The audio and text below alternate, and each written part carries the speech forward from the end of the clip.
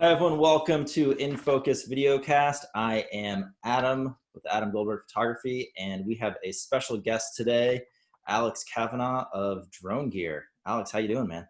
Good, thanks, Adam. How you doing, mate? I am well.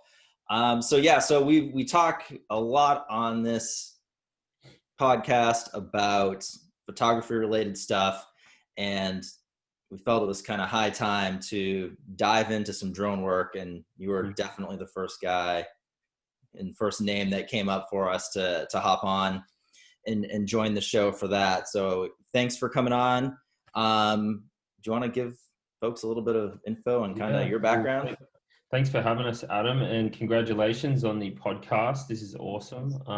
I've been a big fan of your work for years, as you know, and featuring you on DroneGear back in the day when I first started. But yeah, I'm a drone pilot. I started off my career in Australia, and it was a really dark hole, really early. I bought a Canon. I started taking photos of houses. I was a carpenter and a builder in a family business in Australia, in Sydney.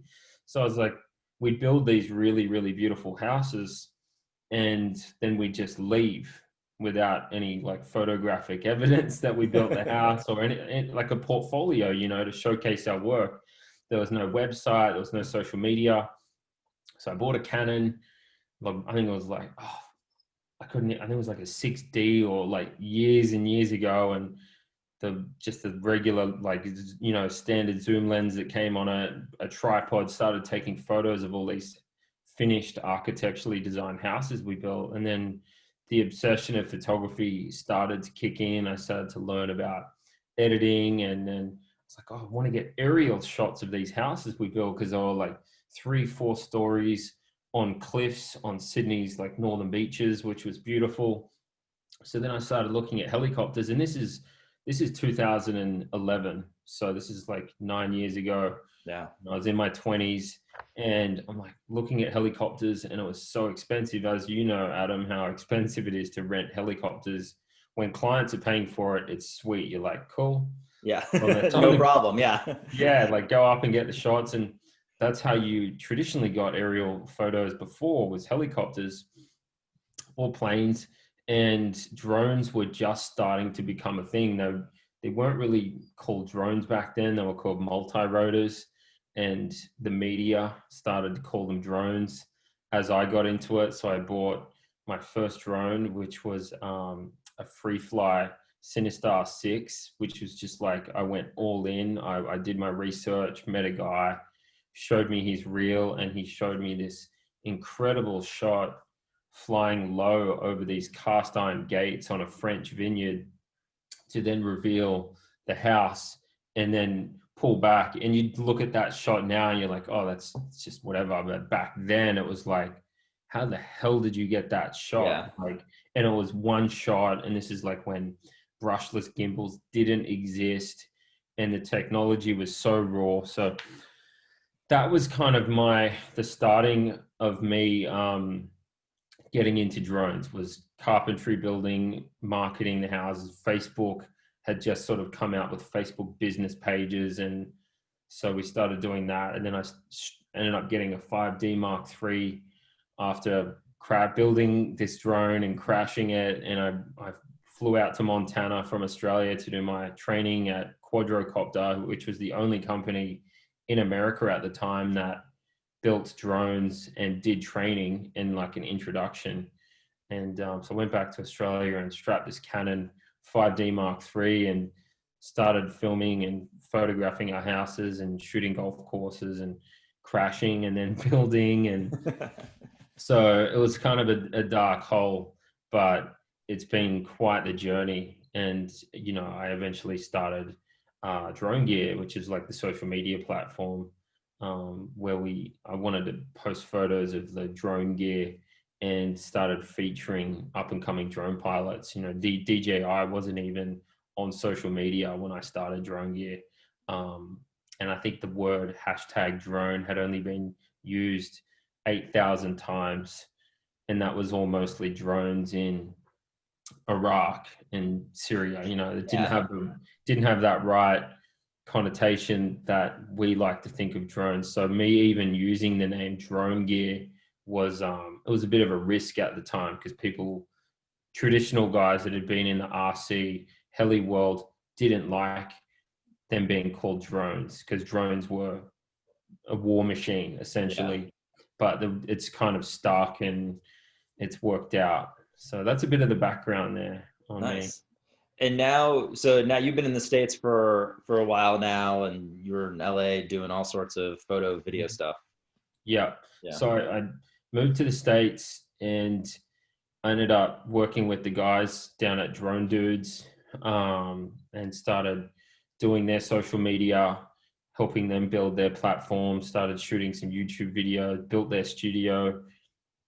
Because I was a as a carpenter, I'm like, yeah, let's build it. They're like, let's build a studio, and basically got all my first on-set Hollywood experience through them, and that was basically my kickstart into the film industry and getting to know producers, directors, working on Discovery shows, Netflix, Hulu, Vice, you name it. Like, yeah, all the networks, the different studios down there in the valley, and running and gunning music videos. I love LA and the community and the film industry there. It's like a snowball effect. Once you sort of get your foot in the door and then you do some work, you know what it's like. Once someone sees your work, and then it just becomes word of mouth and referral, and like you just keep getting repeat business. So Yeah. Yeah, no, and I mean, it sounds like you've done some awesome stuff, and we can kind of play some stuff here in the background while we're talking. For those of you who are watching on YouTube, you'll see some of Alex's clips come up here. But I think that kind of ties into the topic that I kind of wanted to focus on a little bit today, which is kind of like how to build a successful drone business. yeah, I kind of got into it. I'm in year probably about 4-ish or so now. Pretty much as soon as you could get your Part 107 license is when I kind of got into the drone business officially. And I just remember all the talk about how basically get your pilot's license for your drone and you're going to be making money. You know, there was a lot of talk back then about kind of how easy it was going to be. And I think, you've probably learned over the years from your business, and I've learned from my business, both doing some drone work as well as my architectural photography. It takes time, it takes experience, it takes yeah. building that portfolio and stuff like that. So I kind of thought that, again, kind of how to build a successful business on the drone side would kind of be a good topic for us to focus Yeah, on. absolutely. No, this is a great topic. And there really isn't like a lot of information out there to help guys. There's a few master classes out there from people I've never heard of, but I'm sure they're like, they're great. But look, the best way to start with the drone business is, depending which country you're in, and if you want to start making money, you have to be licensed and insured. You basically can't legally make any money. Like, you can go and do jobs without a license and charge, but the risks involved with that, with liability and insurance in this day and age, it's not a risk you want to take. So to be a legit drone operator in America, you got to have your FAA Part 107, which, in my opinion, it's too easy to get. It's way too easy. I did my license in Australia through CASA, which is the Civil Aviation Authority over there. And it was basically $3,000 to do it. And that's great, in my opinion, because you're paying to do the syllabus. You do the test, you do a radio test, ground to air traffic radio test, so that when you go out to jobs, you have a ground to air radio, you find the local channel, and you notify any pilots in the air, hey, drone, there's all these code words, UAV operations, not operating above 400 feet. So in Australia, it's a lot more difficult, and you get practically assessed by a CASA certified instructor. So he tests you out in a field up to the drone and the weight class that you fly. So if you fly a Phantom or a Mavic, that's in its own, sub 2 kilogram or 2.5 kilogram, 2.5 kilogram. Then there's the 5.5 kilo. And then, but if you're in pounds, it's, 10, 15 pounds. And then it goes up to 55 pounds here in the US, which is the weight limit before you need more paperwork. Yeah. But they don't do that in the US. So it's very, very easy to get your Part 107 here. It's a multiple choice questionnaire.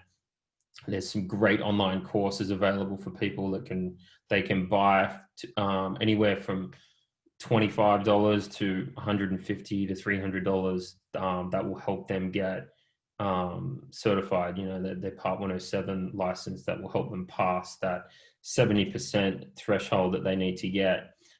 Definitely highly recommend anyone that's looking to do one of those online courses.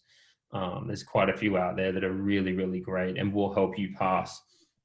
You'll need insurance. I just paid my annual policy and I think it was $2,300. So that's for multiple Inspire 2 X7s, and that's 5 million liability. The minimum liability coverage you'll need for a job is 2 million, but the jobs that we do that are on studios, they request 5 million liability coverage.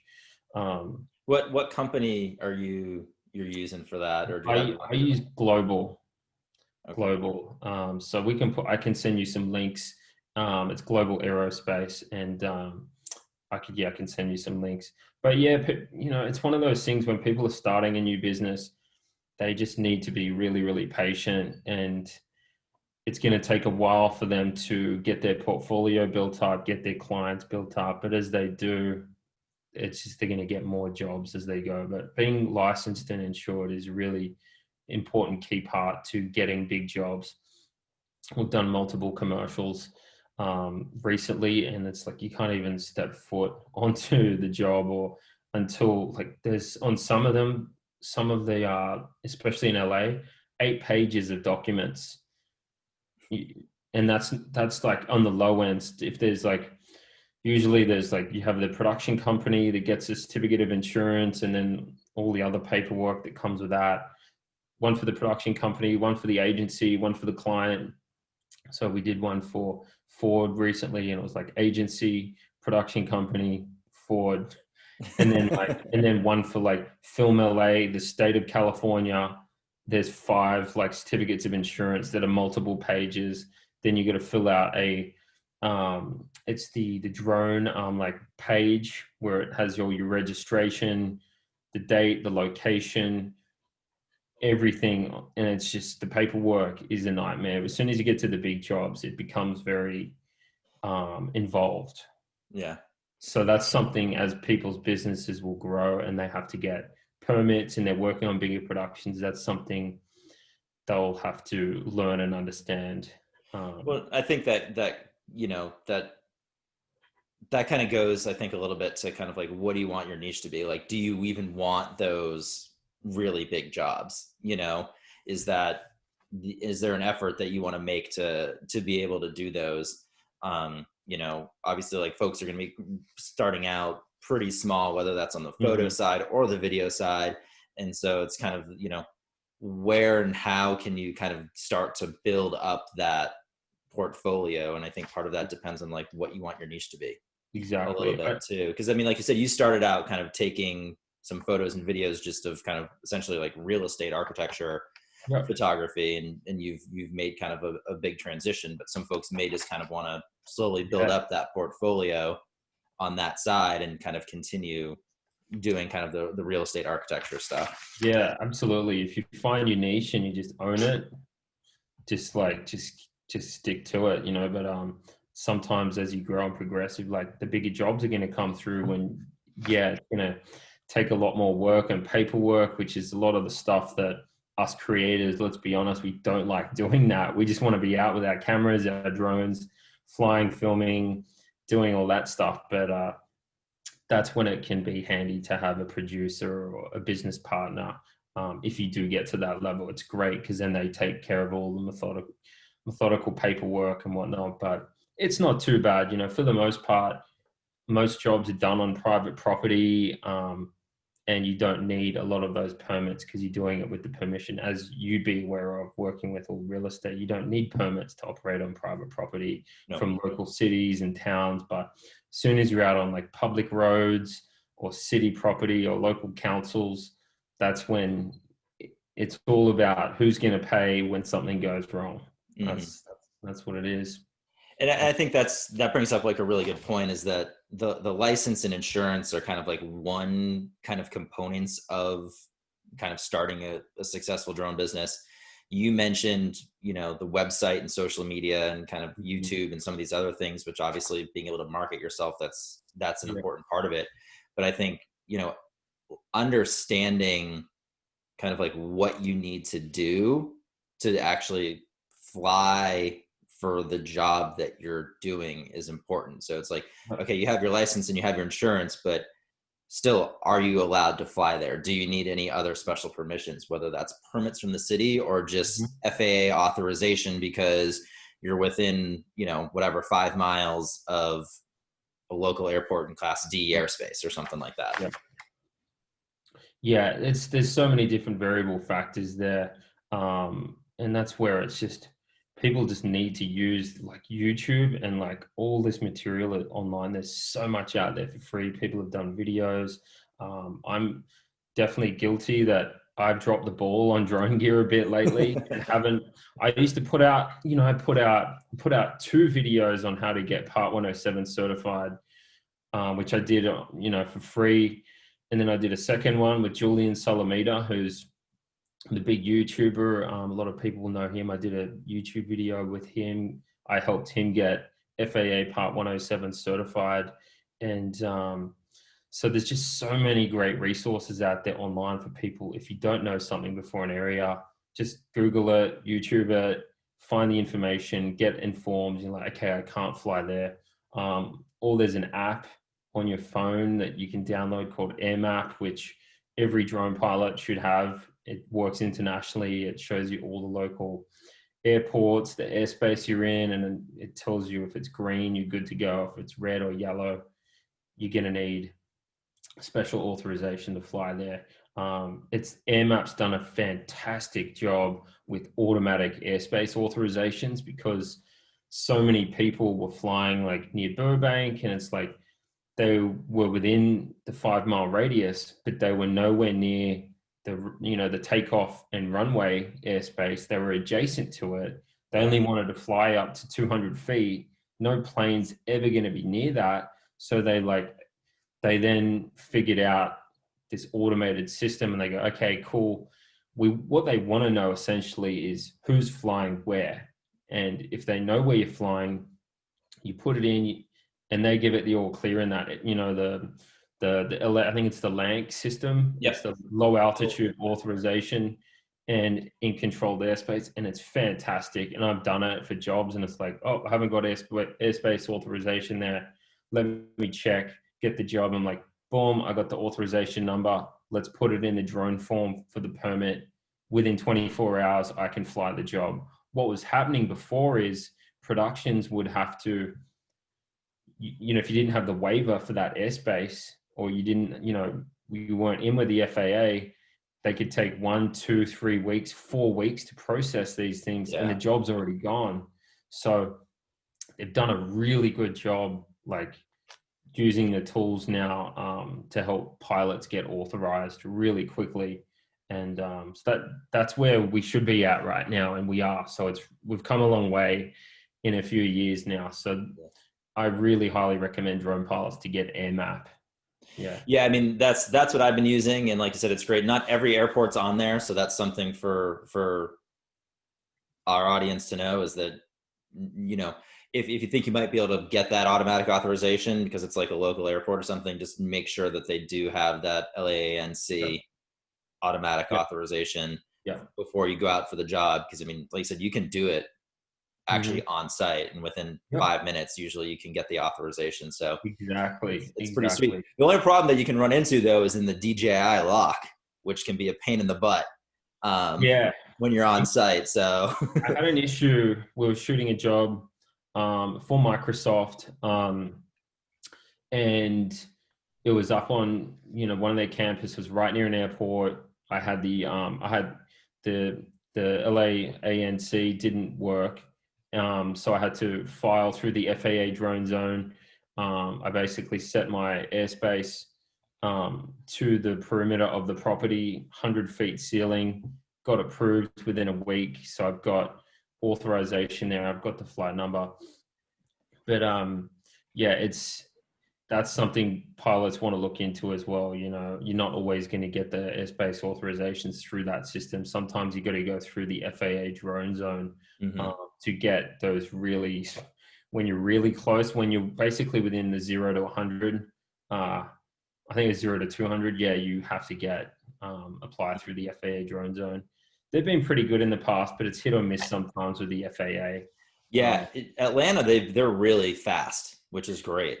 The best advice I can give people for getting those approved: keep your ceiling height low, 100, keep it really, really low, like 100 feet, and keep your perimeter very small, like to the property that you're working on, and you should get authorization.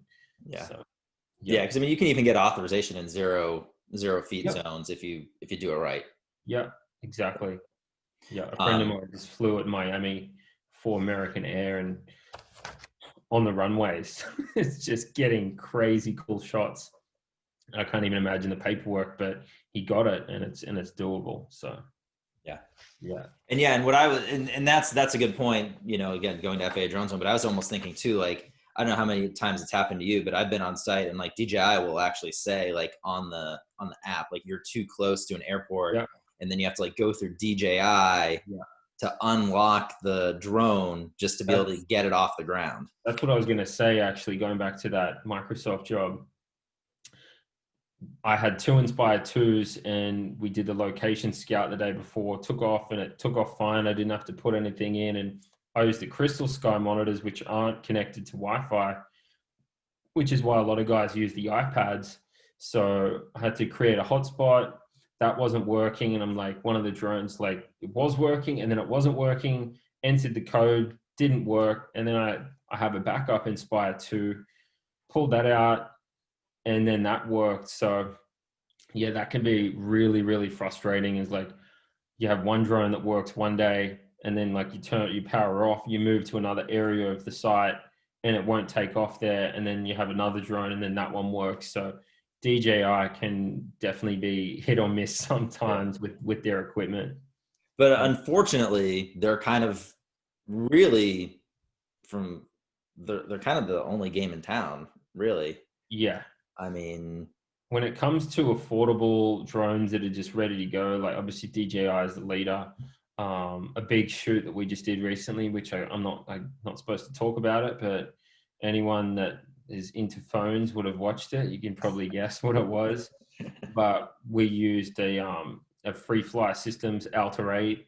I would say Free Fly Systems is the premier world number one, like heavy lift cinema camera drone. Like the Free Fly Alta 8 and the Alta X, like those lift the heavy payloads. A lot of guys have custom drones that they've built, and there's other smaller manufacturers that have got some pretty solid hexacopter frames and X8 frames, which have redundancy. The hexacopter frames don't have redundancy, so that's either does the Alta X. So you're relying on the brand and their testing, and it's like anything. It's like a car. The more you use it, the more you need to check it, check the brushless motors if things need to be replaced. And so Alta Free Fly Systems is definitely the premier heavy lifting drone. DJI is more the consumer. They've also got the commercial sector wrapped up with, the inspecting Matrice drones, which are fantastic. And obviously the Inspire 2s are still to this day one of the most used drones when it comes to Netflix, Hulu. They've been used for movies. I used it on a Ford commercial for the Super Bowl, the Ford Super Bowl halftime spot. That whole commercial was shot on an ARRI, except for the drone shots. And again, if like not always, but if you have guys in post-production that know what they're doing in color grading, and you're shooting in the right frame, you know, like Cinema DNG, they can make it look like an RE, no problems. Yeah. So yeah, DJI is still number one when it comes to sales worldwide. And if you look at breaking down productions, it's the most used drone Yeah. on TV. So with that in mind, if someone's kind of just starting out, either on the photo or video side, or maybe it would be different, what kind of would you recommend? Like, you know, someone who's starting out, like I want to get into the drone business industry. I just got my license. What drone or drones would you kind of recommend for someone? I honestly, like, I wrote a blog post on this. Like, if you're like super new to drones, like buy the toy drones, like the little Hubson drone, which like doesn't have GPS, and fly that inside, because it's like, it doesn't have GPS, so it's very loose to control. So you have to be on the sticks the whole time and getting used for that feel of which is left and right, which is the rotation up and down. That's a great way to start, because it is kind of crazy and it is kind of loose, but you need to be more focused on the stick inputs. But if you're really new, start that way. And then once you buy a DJI drone, it's like, wow, this is like very easy to use with the built-in GPS. That's what DJI has become extremely well known for. It's their flight controller. Back in the day, I remember the Phantom 1 came out, and their like GPS like flight controller was just phenomenal. Like it was crazy. Like they really nailed that flight controller, and that's just been consistent through all of their drones. So the Mavic, I think now the Mavic Mini 2 would be a good sort of entry level position, still with pretty good quality. Obviously, it's got a smaller sensor. Yeah. If you already want to get into something with a bigger sensor that's ready to sort of start making money, obviously what you've got there, like a Mavic. Yep, that's the Mavic Pro 2. Yeah, Mavic Pro 2. The Hasselblad is like, that's a great sensor. So that, again, that's, you can shoot. I shot a Beats by Dre commercial with that. Music videos, like they've shot car commercials with it. Again, when they're using like seconds, and it's like, it's shot and graded correctly, and yeah, if you use filters, it's like not many people are gonna know. Yeah, you know. Yeah, I mean, I've done some work for HGTV just with this. You know, I mean, it does a great job, and as long as you said it meets the minimum specs of what they need, and like you said, when you're doing video, especially for kind of Hollywood, you know, TV, film, and stuff, they do have very specific requirements, and you know, it's amazing that a drone this small can meet the requirements for a lot of stuff. Yeah, it's pretty amazing. They've really. I'm excited for the Mavic 3. I think it's got to be coming soon, because that Mavic 2 has been out for a while now, and you got the Mavic Mini 2, which has 4K 60, and the Mavic Pro 2 doesn't. So I think we're going to see an improved Mavic 3 next year. It's not going to happen before Christmas now, but I think next year we'll see it, and it's going to be a phenomenal drone again for the price point and what it produces. It's like, you can't beat it, you know. I think that's actually a really great point, is for folks who are kind of getting into the drone world. You know, like I said, I mean, you can go and buy a Canon camera for the ground for whatever, $1,500, $2,000, but then you got to buy lenses for it, and filters, and all this other stuff. You know, you can buy this drone for $1,500 with a couple batteries now. I mean, so it's like the actual entry price point barrier isn't horrible, you know, compared to a lot of on the ground photography. Yeah. So I mean, I think that's for like what drone to buy then for someone who's kind of just starting out. Like I said, I think you made a great point. Like, from learning how to fly, some of those inside drones are great. You know, I think this is the Mavic Pro 2 is probably like a really good step up, because it's going to get you from a photography or video side really good quality stuff that's going to meet your clients' needs, especially when you're just starting out and trying to build up your portfolio. And then, like you said, you can look into either the Inspires or, you know, some of that heavy lift stuff if you actually start to get into some of the work that would require that. Yeah. Can you still see me, mate? Yep, you're good. Cool. Okay, cool. Keep it coming. I just lost the screen. Yeah, no, it's one of those things, like, people get your feet wet, get the drone, like, get started, get out there, get shooting, and before you know it, you'll have that thing paid off. And it's just all about the hustle. You know, you got to start somewhere, and you just got to go out there and get it. You know. Mm-hmm.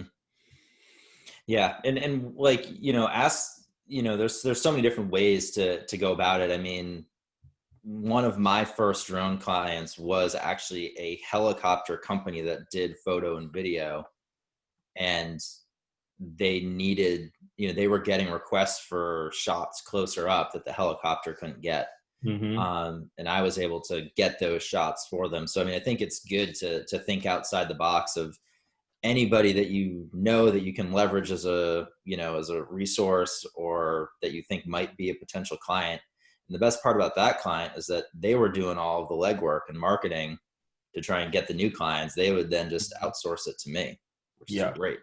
Yeah, I think the best advice I could give people that want to get into the drone business, especially if they want to get onto like Netflix, Hulu, and commercial productions, is like, it's going to be hard for you to get there on your own unless you're already well established. So like, reach out to like one of the big drone companies and be like, hey, I'd love to come out and like work with you guys. I'll work for free. I'll just like, then that way you can get in there, you can see how they work. You can they can then start to teach you, you know, how the drone works, like on a big set production. So a lot of those companies are going to be harder to get into, but if like, you know, someone locally, ask and just be like, hey, I'd love to come and hang out and work with you and intern. That would be sort of the best way to get in there. Because yeah, that big job that we did just recently, that was a union job. So, you know, we had to have a union contact. And again, us drone pilots aren't exactly like, we haven't been the most welcomed on set over the years, because we're like the new guys, we're the young guys, we've got the cool technology, we're flying cameras, and the guys that operate cranes and jibs and dollies kind of like, they look down, or they look at us in a bit of you know, friendly, what's the word, I'm like, bit of rivalry, you know, like we're coming in. So yeah, I don't know, I just think people that want to get into the, you know, on the sets, they need to just reach out to people that are already working on them and be like, hey, I really want to get in there, like I really want to work with you. And that's going to get your foot in the door, and then you can sort of start to build yourself up. But yeah, that's my advice there. Nice.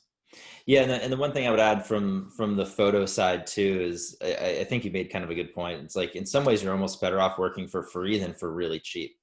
Because when you work for really cheap, you're really devaluing the skill and specialty that you have by getting your actual like drone pilot's license and insurance and kind of covering all of those bases. Because I mean, there's so many companies on the photo side out there that, you know, it's like, hey, go do this like real estate job for $35 is basically what you're making per job when all is said and done. And it devalues the whole industry.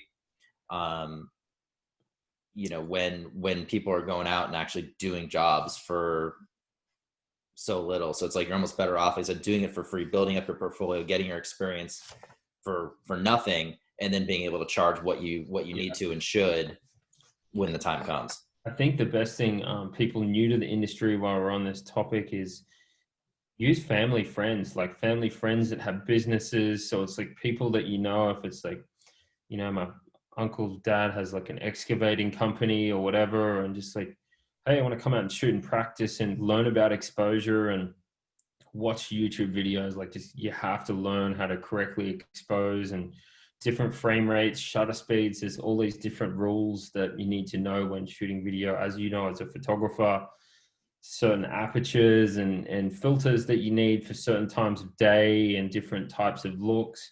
So practice on family, friends, businesses, whoever they are. And that's a great way to help them out, but also that helps you out as well by practicing and learning on an actual business, you know? Yeah.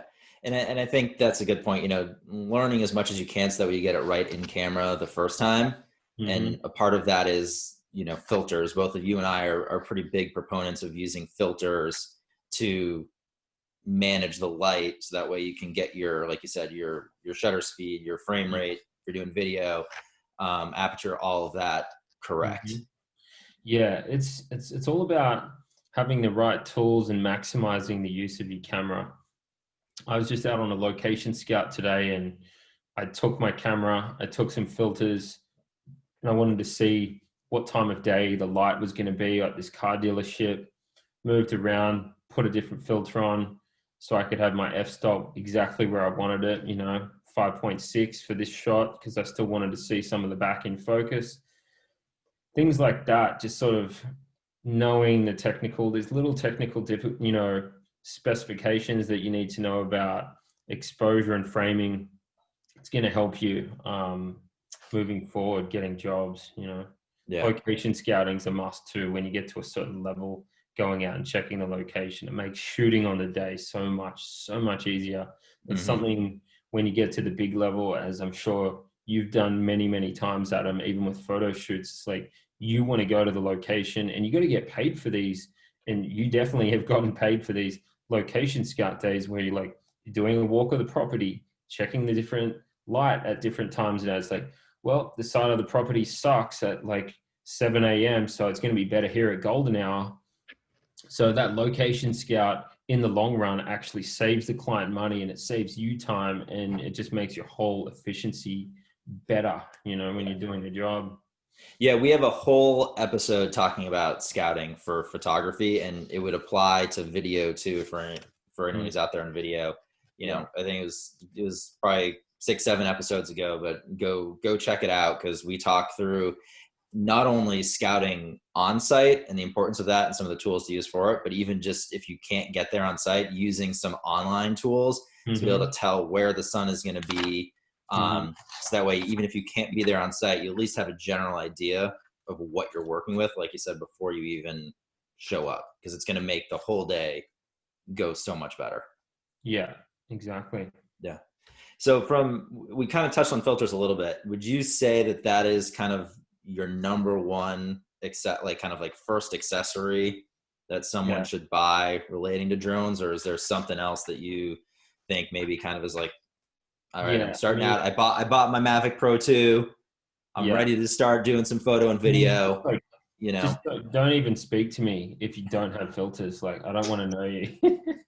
you just have to have them. Like, it's just a period. Like, full stop. Like, that's it. Like, buy filters. Like, do not shoot without filters. Like, whether it's photo, video. Like, if you're shooting photo, you should pretty much be rocking a polarizer filter like the entire day, you know, most of the time anyway.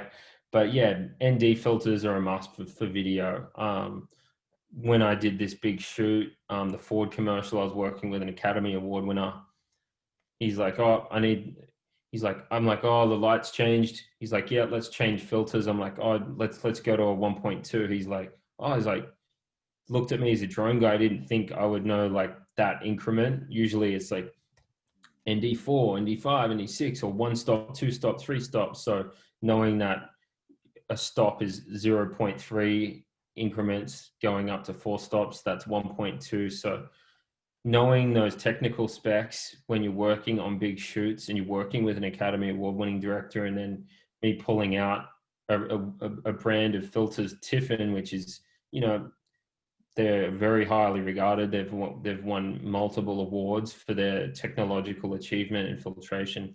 It is important. It is important to have good quality filters. Like, I've seen other brands, and I won't mention them, but and I've seen Spotting. I've seen the coating peel, which is just, and they're made in China, and they're just cheaper. If you buy cheap filters, you're gonna have to buy another good set after buying the cheap set. So you're actually going to be behind. Yeah, the better quality filters are more expensive, but it's like you're just going to throw out the crap ones after you have poor image quality, and then you have discoloration in, like, So I can't emphasize how important it is to use filters in video, and Well, and like you change. said, it's a piece of glass, and so you spend, whether it's $1,500 on this, $2,500 on a Canon, you know, lens that you're putting on a heavy rig or something like that, like big lift. Like, you spend all that money, why would you put a cheap piece of glass on top of an expensive piece of glass? Hmm. So, Yeah, like you said, spend the money to get a good yeah, solid set of filters. yeah. Filters are a must. Obviously, having like a good backpack for all your gear. If you're obviously, using ground cameras, like the first thing I bought when I got my camera was like some nice glass lens for it. I bought a couple of Zeiss lenses and 24 to 70 G master, and again filters. I now use the matte box filters, for my lenses on my ground camera, which is right there in the background. I don't know if you can see it, but I use the 4x5s because I can use them on every single lens. When you start becoming lens junkies like we are, I've got like 5 lenses. That's 5 different ring sizes, Yeah. and you got to buy a different thread. So $120, $120, $120. So I'm with the matte boxes now, and I can use, one filter just goes on every lens. That's how I like to roll. Yeah, saves you money and weight and stuff in the bag for sure. So, Hmm. Yeah, more um, expensive, but the any way to go. yeah, I mean, any other kind of thoughts or tips, tricks, things that folks who are kind of just starting out maybe should kind of think about, or even someone who's experienced that maybe something that they haven't thought of that you're like, hey, to kind of take yourself to the next level, this is kind of I something think that you should do. the best advice I could give someone new coming into the industry is just get out there, get shooting, like get creative, like shoot with friends, like find like-minded creative individuals that live near you that are like as passionate as you are, and like make your own opportunities. Go out and shoot something. If you have a car, shoot a spec car spot. If your mom got a new car or someone got a new car and it's a new model, go out and shoot it, like film it, like create a shot list, right? Okay, look at ads, on YouTube as a reference, see how they do it, like on the big, huge productions, and get some inspiration online. So that's been my biggest thing is, even this year being COVID in 2020, it started like I had 6 jobs lined up, deposits taken, every job got cancelled, LA shut down, the film industry shut down while everyone was trying to figure out the safe procedures. I'm like, shit, I need to make money. So I started shooting some aerial shots around the city, and I ended up putting one of those online, and it ended up turning into $20,000 in stock sales to one of the largest, production companies in America. I created that opportunity because I was not busy, and I went out and shot aerials during COVID, and that paid off for me. It was an investment of my time, but it was like I went out and I was like, I was dying. I needed to create. So yeah, that's my biggest advice to new people: just get out there, create something, whatever it is, because that will lead to something. If you have sort of a bit of a mission behind it, it will lead to something. Yeah, I think that's awesome advice, because it's so easy when either you're just starting out or when things are slow to just sit around and kind of not do much. And so whether you're investing in yourself from, like I said, going out and creating, or learn how to edit new and different ways, whether that's in Photoshop, Lightroom, Yeah. Premiere Pro, whatever software you're using, that's just going to make you a better creator Yeah. at the end of the day. And so spending some of your downtime when you're either not building your business or you're not creating, Hmm. getting better at some of the stuff that's going to help you deliver a better product at the end. Yeah. Exactly. I just paid for a DaVinci Resolve masterclass through this guy I follow, who's phenomenal. He's just one of the best colorists I've ever seen, and done this masterclass, and it's so well put together. I can send you a link to it Great. if anyone wants to check it out. But I'm like just starting to get into it. There's a lot of modules, but it's like I want to learn how to color grade better. I know how to frame a shot. I know how to correctly compose a shot. I know what D-log, white balance. I know all of that, but I don't know how to color correct at that level where it's like, wow, I can do a good job, but it's just not at that next level. So I want to go next level. So I'm using this time to learn a new skill. So yeah, that's great advice, Adam. I back that as well. Awesome. Anything else you want to share? I don't know if anyone's on YouTube. Follow DroneGear. I'm going to be putting up some more content in the future. I've got some great videos in the past. I've got review videos, and I need to do more content there. So you've probably given me some inspiration here to produce more videos. Yeah, folks can find you at DroneGear. So why don't you tell everyone where they can find you? Yeah, DroneGear on Instagram, on YouTube, Facebook. We've got the website DroneGear.tv, which has I had quite a few blog posts up there with my my sponsored content. I'm really proud to be part of the companies that I've partnered with, like you, Adam. We're Tiffin image makers, so being associated with such a great company in Tiffin. Innovative. I'm on the Innovative Pro team, so they make these great carts here, if you can see that there. And I'm also on the Pelican professional team, and I got a blog post up on all their different on their Inspired 2 drone cases at least. So yeah, I've got some great free videos on my YouTube video, and I'll definitely put out some more in the future and hopefully help you guys out. Awesome. Well, thanks, Alex. I appreciate it. Hopefully this was helpful for everyone who's listening and watching, just to kind of get an idea of some of the ways to kind of become more successful in the drone business. And, Alex, you talked, definitely kind of on the video Hollywood, production side, which I think is a great different perspective of kind of what it takes to really be at the top of the profession. So appreciate you coming on and sharing some of your knowledge and insight and expertise. Yeah, thanks for having us, Adam. I'm stoked on your podcast, mate. This is awesome. And if anyone wants to reach out to me on my personal Instagram account, it's drone.pilot. I always respond to people's messages and always happy to help out. If you have any questions for me directly, I'm a message away, and I'm always happy to help fellow drone pilots out. So yeah, reach out anytime. So there you go. You got more drone questions, talk to that guy. So Well, thanks, Adam.